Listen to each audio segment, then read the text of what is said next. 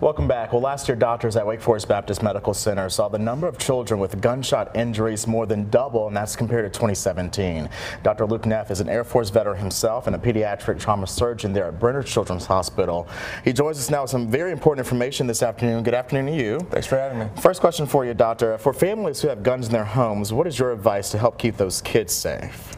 So, great question. I think we have roughly 3 core principles. Number 1 is safe storage practices. And so what that means is you keep your firearm locked and keep it stored in a secure location where the child can't get to it. And then you keep the ammunition stored locked in a separate location. Smart. So that's around storage principles. The other principle is parents really need to ask other parents about firearms in their own homes, because we often have children going on play dates or sleepovers. You really need to understand, and sometimes that can be an awkward conversation, but understand the environment that you're sending your children into. Right. And so having that conversation with other parents and increasing that awareness is important. And then the third thing is, don't make too lethal assumptions or potentially lethal assumptions. That's number 1, that children can discriminate between a real and a toy gun, because often toys are meant to look very realistic, and then vice versa. Sometimes real guns have kind of some features that make them look more like a toy. So don't assume that your child can discriminate between the two, especially if they're a young child.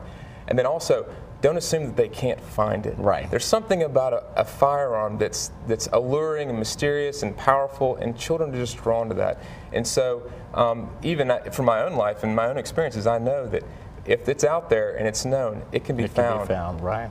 What role does mental health play in some of these factors? So unfortunately, we've seen several instances, even recently, of adolescents who have gotten their hands on the family firearm and ultimately use that in their own life. And one of the things that parents need to understand, and our community at large needs to understand, is that the child brain, the adolescent brain, is wired towards impulsive action, and also the inability to really think through a lot of actions. So when you have a crisis, albeit maybe a temporary crisis, plus that decreased ability to sort of think through those things, and then a very lethal mechanism of suicide like firearm, that's a tragic combination. We got about 15 seconds left, Doctor. Yes. Any final thoughts this afternoon? I will just put a pitch out there for the Brenner Children's Injury Prevention Program. We're doing a lot of work around car seat safety and other very preventable causes of childhood injury.